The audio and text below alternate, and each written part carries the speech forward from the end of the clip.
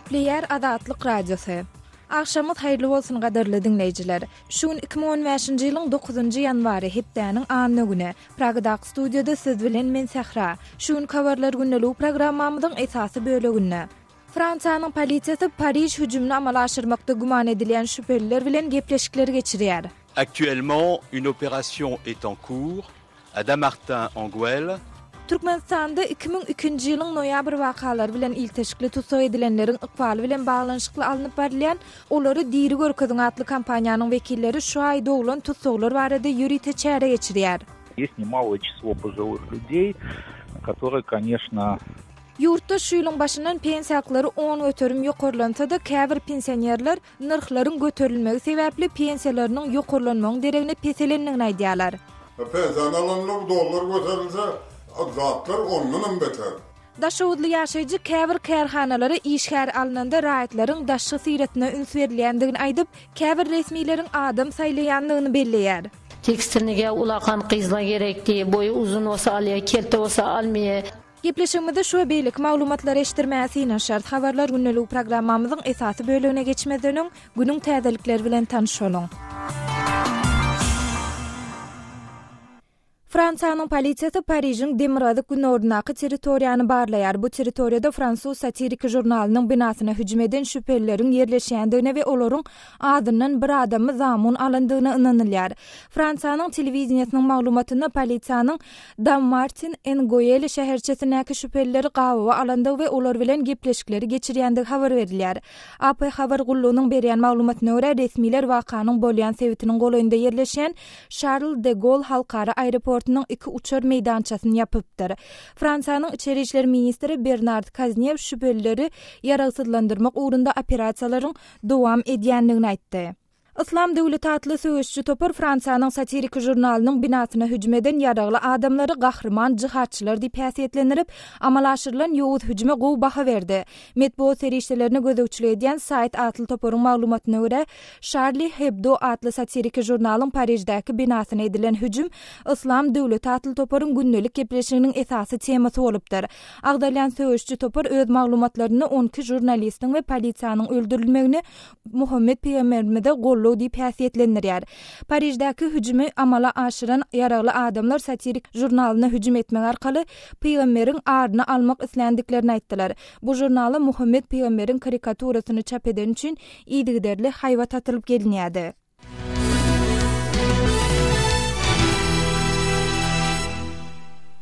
Ukrainanyň premier ministri Arseniy Yatsenyuk okatyşyk bet etmek barada 5-nji sentýabrda gol goýulan ulalaşygy we parahatçylyk ugrunda ädilýän ädimlere garamadan Moskwa öz harby güýçlerini Ukraina uğratmagy dowam etdirýär diýdi.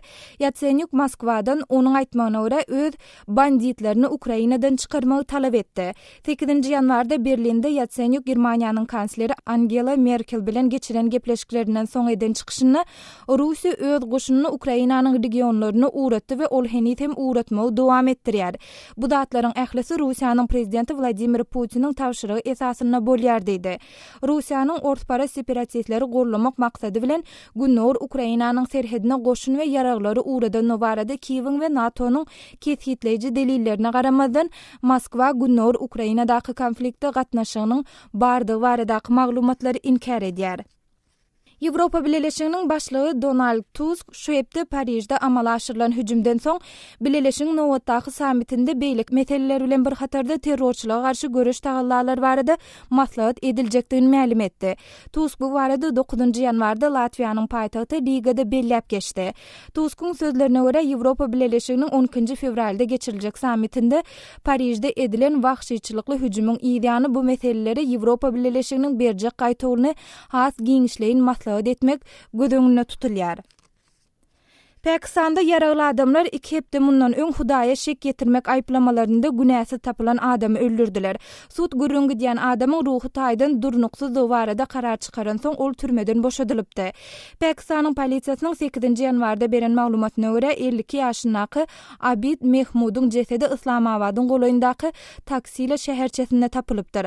Polisiýanyň aýtmagyna görä Mehmud 6-njy ýanwarda ýüzi örtküli adamlar tarapyndan öýünden alınıp gaçylyp ol kellesinden atılıp öldürilipdir. Pakistanyň resmileri Mehmud'un şahsy meseleleri boýunça öldürilip öldürilmänligi dogrusunda derňewler geçirýär. Azerbaycanyň polisiýasy öz-özüni otlandan soň 8-nji ýanwarda helak bolan raýatyň şahsiýetini ma'lum etdi. Onuň Bakudaky ýykylan ýaşaýyş jaýlary bilen ilteşiginiň bardygy bellenýär. Bakuň Yasamal Etrap polisiýa departamentiniň maglumatyna öz-özüni otlan raýatyň 21 ýaşly Kamran Agaýewdygy ma'lum edildi. Polisiýa raýatyň öz janyna kastetmäge öýjükdirmekde guman edilip derňewleriň başladylandygyny habar berdi. Agaýew resmiýetiň täze proýektler üçin ýer giňişligini döretmek maksady bilen köne jaýlary ýykýan sebitini özüne otlady. Bu sebitin ýaşaýjylary öz ýykylan emlaklar üçin has köp kompensasiýa berilmegini sorap, ençe maýdan bäri protest geçirýärler. Hormatly dinleýijiler, saatlar kesmeden soň habarlar günlük programmamyzyň esasy bölümine geçýäs.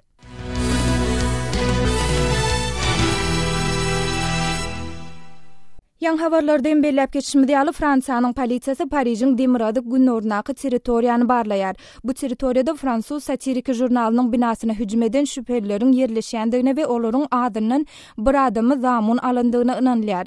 Bu barada kärdeşim Gödeliň taýýarlan giňişek maglumatyny bilelikde dinläliň. Fransiýanyň polisiýasy Paryжyň Demirady gündogaryny barlaýar. Bu ýerde jurnal edilen helakçylykly hüjüme malaşyrmakda guman edilýänleriň gizlenýän bolmagy we olaryň adyndan bir adamy zamun alanlygy çak edilýär. Telewiziýada gönü efirde görkezilýän maglumatlarda polisiýanyň hüjümüň guman edilýän sebäpkärlerini Dammartin Nguele şäherçesinde gawandygy we häzirki wagtda gepleşikleri alyp barýanlygy habar berildi.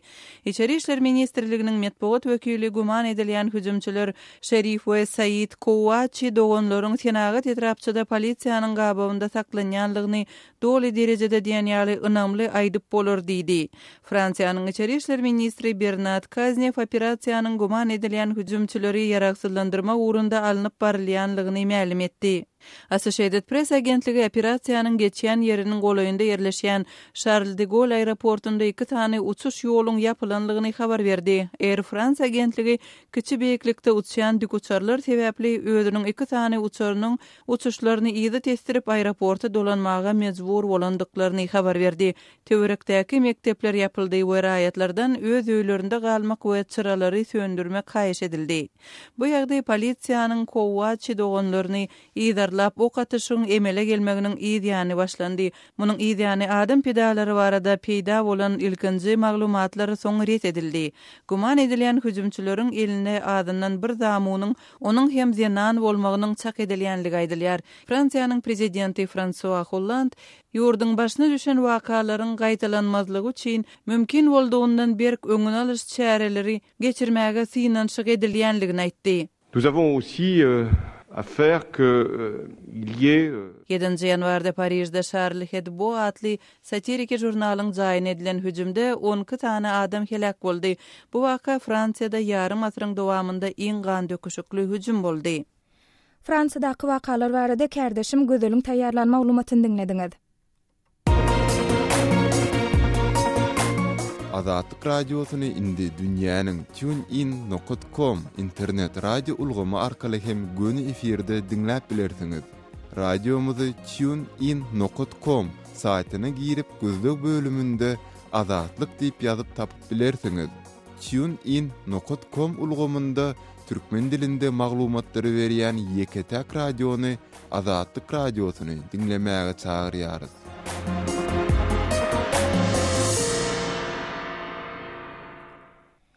Habarlar günlük programmamyzy Türkmenistana deýişli maglumatlarymyz bilen dowam etdirýäs. Türkmenistanda 2002-nji ýylyň noýabr wakalary bilen ilteşikli tutsak edilenleriň ykbaly bilen baglanşykly alınıp barlayan olary diri görkezin atly kampaniýanyň wekilleri şu aý dowlan tutsaklar barada ýürüýte çäre geçirýär. Bu kampaniýany alyp barýan hukuk goraýjy guramalaryň berýän maglumatyna görä 2002-nji ýylyň noýabr aýynda Türkmenistanyň öňkü prezidenti Saparmurat Niýazowyň janyna kastetmäge bolly diýilen synanşyk bilen baglanşykly tutsak edilen Tirkiş Tyrmyýew şu aý 64 ýaşar we Anamrat Hatamowyň 67, Iklimowyň 68 ýaşy dolýar. Bu barada kärdeşim Gödeliň taýýarlan maglumatyny dinläliň. Adam hukuklaryny goraýjylar Türkmenistanyň türmelerinde oturan we ýanwar aýynda doglan güni belenýän syýasy tutsaglaryň maşgalalaryna raýdaşlyk bildirýärler. Türkmenistanda tutsak edilmeginden soň direksiz ýeten adamlary goldamak boýunça olary diri Orkuzun atly halkara kampaniýasynyň 66 adamy öz içine alýan sanawyna laýyklykda 2015-nji ýylyň ýanwar aýynda Türkmenistanyň döwlet şereket gullugynyň öňkü başlygy Türkeş Tirmiýewiň 64 ýaşy dolýar. Türkmen Sudiýetha Ilmi Barlyk Institutunyň baş inženeri Anna Murat Khatamowyň 67 ýaşy we telekeçi Iklim Iklimowyň 68 ýaşy dolýar. Tirmiýew, Hanamow we Iklimow 2002-nji ýylyň noýabr aýynda şol wagtky prezident Sapar Murat Niýazowyň janyna kast etmäge synançyk taýplanyp tutsak edilipdi. Şonda tutsak edilenleriň onlarçasy uly möhletli ýa ömürlük türme tutsaklygyna hökm edilipdi.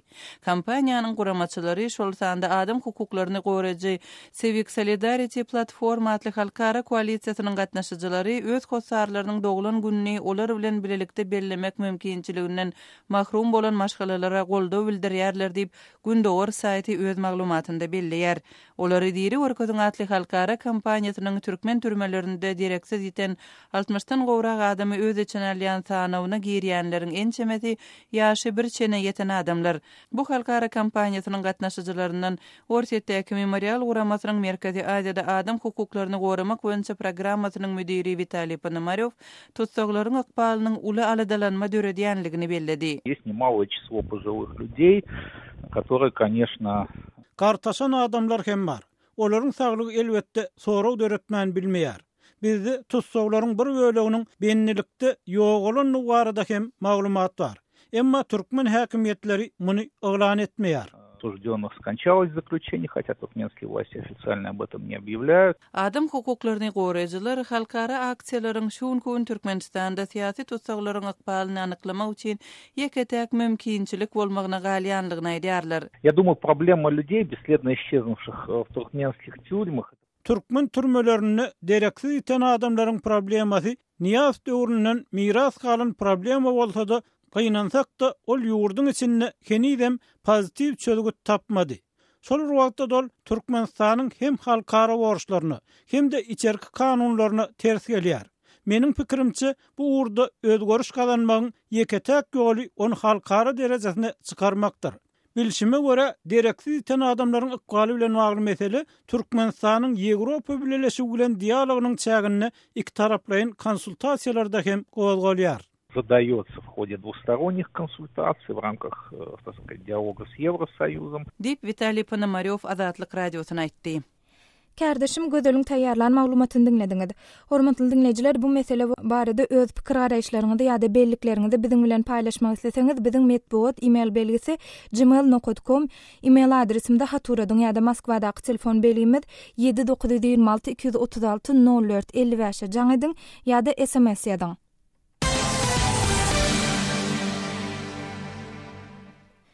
Habarlar günneligi programmamyzy dowam etdirýäs.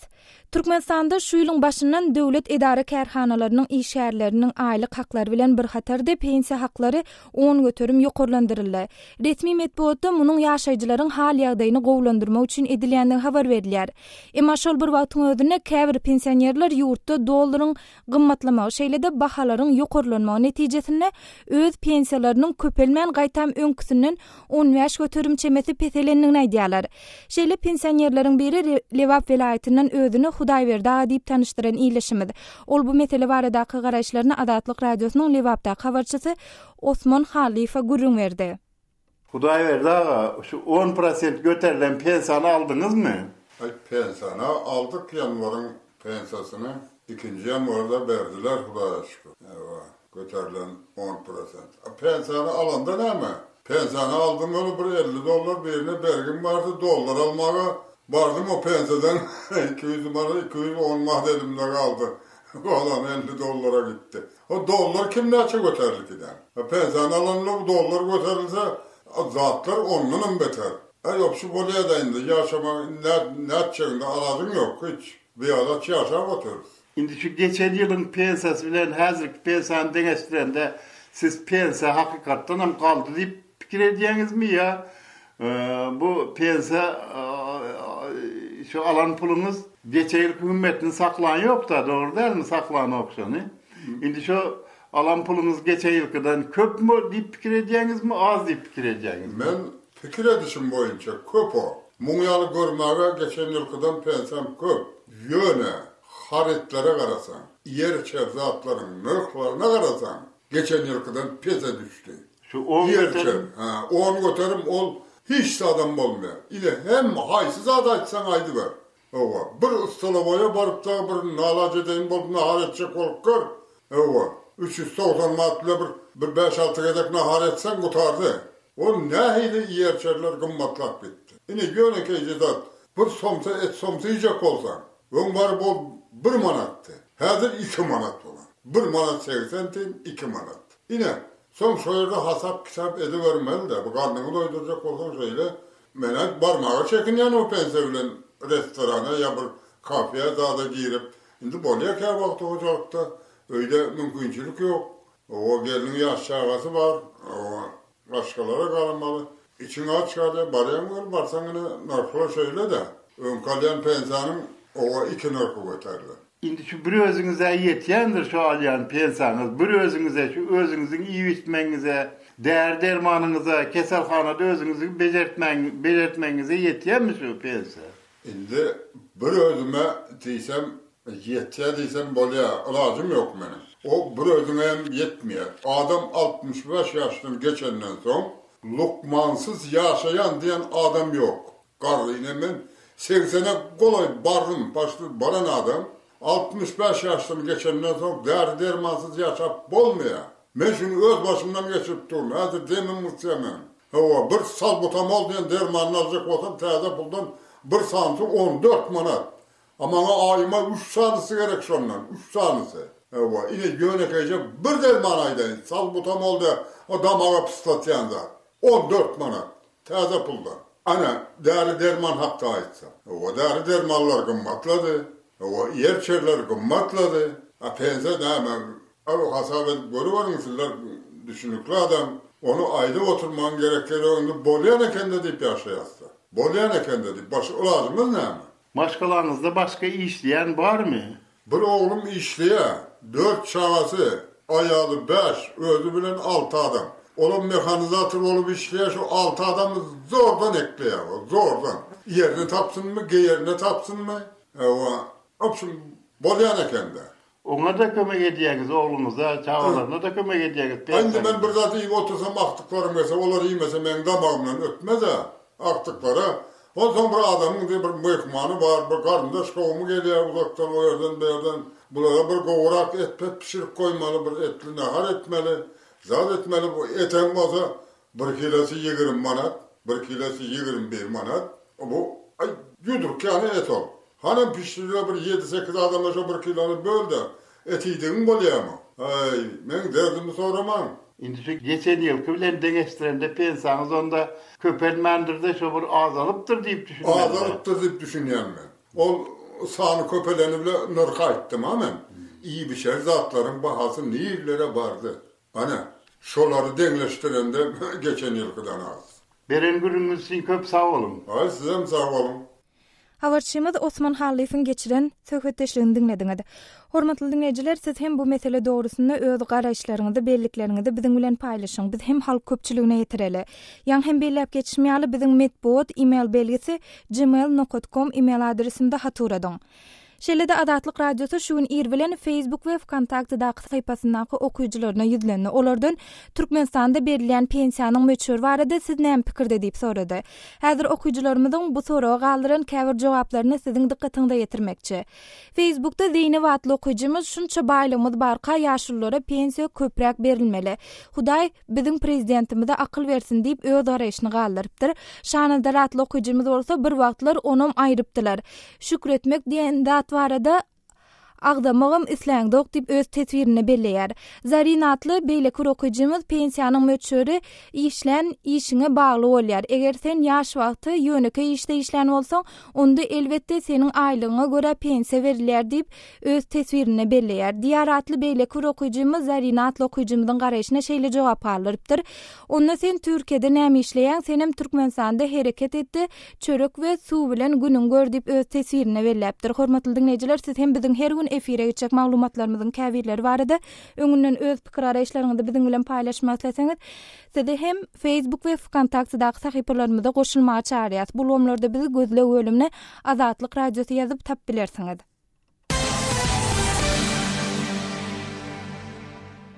Habarlar günnelik programmamyzda Daşow welaýatynyň gelip goşan maglumatymyz bilen dowam etdirýäs. Soňky ýyllarda Daşow welaýatyna sosial durmuş maksatly bir näçe deshalar, kärhanalar açyldy. Munyň bilen birlikde welaýatda belli bir derejede iş orunlarynyň dörenligi aýdylsa, beýlik tarapdan Daşow şäherindäki käbir kärhanalary işgär alyndy, raýatlaryň daşky syratine üns berilýändigi habar berilýär. Daşow şäherinden özüni sona diýip tanıştyran öý hojulukçy denen kärhana resmiýetleriniň işgär alyndy adam saýlaýandygyny aýdýar. Ol bu barada Azatlyk Radiosynyň Türkmenistana habarçysy Sultana Çylwa gurrun berdi. Soňky döwürlerde ýanky tekstil fabrikasy açyldy, bir näme idara kärhanalar gurulýar. Daşow şäherinde, Daşow welaýatynda iş üçinçiliginiň gowlaşýandy göze iýilýärmi? Şunu iýilmeýär, şu näme dese danyş biliş bolsa bu işe alýar, danyş biliş bolmasa almaýar. Tekstilnige ulakan gyzla gerekdi, boyu uzun bolsa alýar, kelte bolsa almaýar. Adam saýlaýarlar da hiç netmedi, özün danışı bilişini alýarlar. Bize basak, bizere iş yok diye. Yine çağalarımız ulaydı. Adamımız inişinin ýaly invalid. Şu maňa kıyın bir özüme çağalarım işlemese, svet diye, gazny puly diye, et diye, başka zatlar hemmesi şu bizeni işe koyan oklada.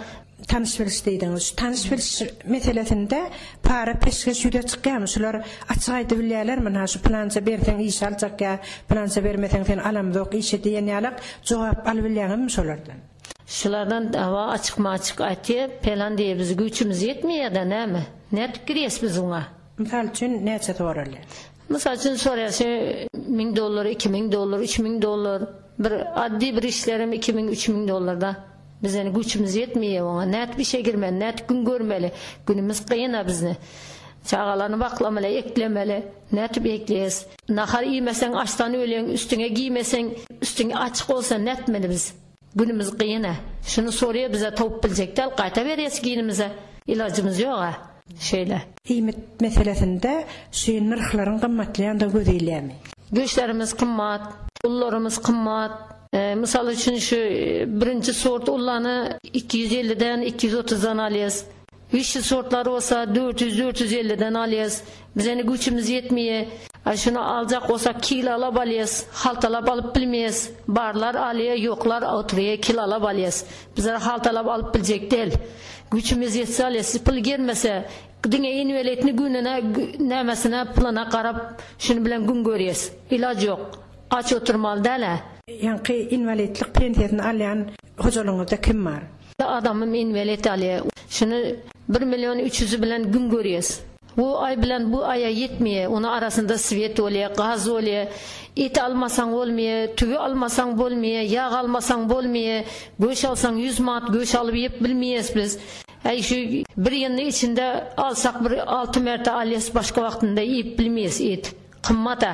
Adamlar ene magazinçilerim eline gelenini, ağzına gelenini hemmesini aýtyp pelan manat ilacın ýok almasaň aç galýan. Ýanky zähmet birjelerini hasaba durup iş üçin ýüz tutmaňyz ýokmy? Hiç ýere ýüz tutmadyk. Baran bilen bizen sözümüzi hiç kim diňlamýar. Hiç kim bize garamýar. Diňe bay bolsaň, pully bolsaň gözleýe bolmasa gözlemeýär bize. İşsiz hojalyklar köpmi? İşsiz hojalyklar köp. İşsiz hojalyklaryň şol işe yaramly adamlar näme bilen meşgul bolýarlar? Diňe bazara barýar, kommersançylyk etýär, arwa çekýär, birini üýüni serip berýär, baýlany üýüni serýäs, kirini ýuýýas, üýlerini nanyny ýap, çöregini ýapýas, başga ilaj ýok, şöyle gün görýäs, başga ilaj ýok, iş ýok, nätmeli.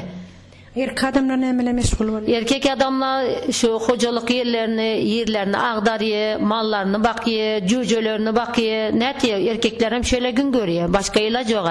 Özüni oňarada adamlar ýaşlar krasowata getýär, firmaya girýär, aşkawata getýär. Güçü yetmedikler şöyle adamların hojalyklaryny üzeti ayallar firmana aynalarını beceri ýuýýar, çistilýär. Güçü yetmedikler galýar.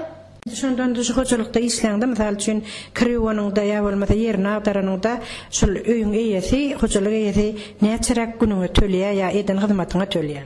Şu eteniňizde bir aýyňyzda 500 manat berýär. Eger yaxşı isteseng 1 milyon beriye. Köne pul bilen 1 milyon beriye. Bir aylık hesabı bir ayında şunda. Eger yaman isteseng onda ondan ama azırak veriye. 400 veriye, 300 veriye, 350 veriye. Şöyle köne pul bilen. Habarçymyz Sultana Çylwanyň geçiren söhbetdeşligini dinlediňiz.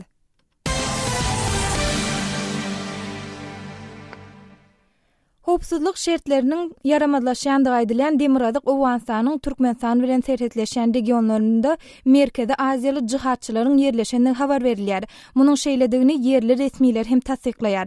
Türkmen-Owgan serhedindäki soňky ýagdaýlar barada Azatlyk radiosynyň Kabulla habarçysy Şamerdanguly Muradynyň berjek maglumatyny dinläliň.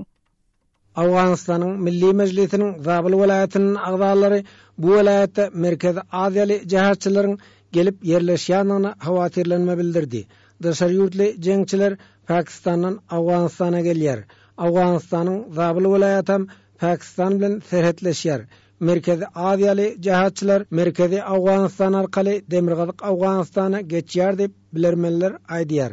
Deputat Abdulhabib Endiwalyň Azatlyk radiosyna aýtmagyna görä, Zabul welaýatynyň üç etrabynda Merkezi Aziýaly jihatçylar gelip yerleşipdir. Özbegistanyň İslam harekatiniň agdalarynyň ýanynda olaryň aýal maşgalalary hem bar. Olary yerli talip ýaraglary himayet edýär. Merkezi Aziýaly jeňçiler agar we ýeňil ýaraglar bilen öpçindir. Daşary ýurtly jeňçileriň sany gitdigiçe artýar. Jeňçileriň köpsi Özbegistanly. Olaryň arasynda Türkmenistanlar bar dep deputat aýdýar. 150 family salahyary Uzbek Türkmen halagydy tedad nur ham ziyatsi. Ma'lum bolşaly daşary ýurtly jeňçileriň gelip ýerleşýän regiony Awgan hökümetiniň kontrolunda däl.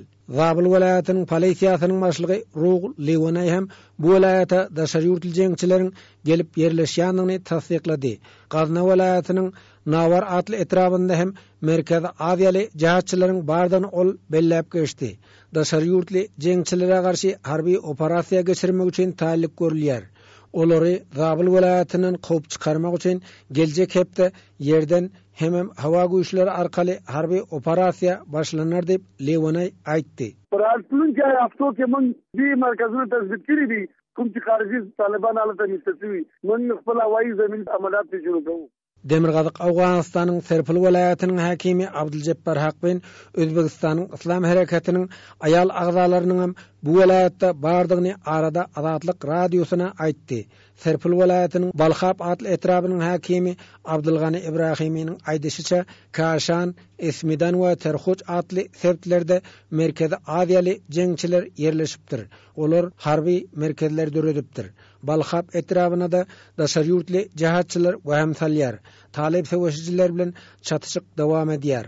Kaşan, Esmidan we hemi bazary banamy Tarpaçam poýgaý Taliban da Koistana barhord suratine Demirgazyk Awganystanyň Paryap we Jowzan welaýatynyň Türkmenistan bilen serhetleşýän regionlarynda hem howpsuzlyk şertleri gowdal. Türkmen-Awgan serhediniň goýunda talip ýaraglary hereket edýär dep maglumat gelip gowşýar. Paryap welaýatynyň welaýat geňeşiniň başlygy deputat Rahmatullah Türkistany Almar etrabynda Turbat we Garagoýly atly septlerinde Özbegistanyň İslam harekatiniň agdalarynyň ýerleşendigini aýtdy. Paryabyň Döwledabad atly etrabynyň Şişfere atly ýerinde hem Özbegistanly jeňçiler öz maşgala çagasy bilen ýerleşipdir. Olary yerli ýaşaýjylar başpena berýär. Almorga, Turbatka we Garagoýly Özbekistanda şa talipler bilen gruplardan birge kelgenler. Paryap welaýatynyň Şah atly septinde türkmenler ýaşaýar. Şah atly region häzir talip ýaraglarynyň elinde. Ol ýerde hem Merkezi Aziýaly jihatçylaryň toplanandygyny Türkistany aýtdy. Jeňçileriň arasynda Türkmenistanyň raýatlarynyň hem bolmagynyň ahmaldygyny deputat öňe sürdi. Şah Türkmen kavmlary hem tirikçilikleri mümkin orga Türkmenlerden hem bolsa şo Özbekistanda kelgen adamlardan köpürak şu wagtga baryp şu şahka ýygylgan Türkmenistan serhady ýok we Hojagar sahalardan Awganystanda hereket edýän daşary ýurtly jihatçylaryň arasynda käbir Türkmenistanlylaryň bardygy barada myşmyşlar bar. Emma Merkezi Aziýaly jeňçileriň arasynda Türkmenistanlylaryň bolup bolmandygyny garaşdyr çeşmeler heniz tasdiklamady. Gepleşik taýinlap azatlygy ýetiren Şaýmerdan Ulumrady.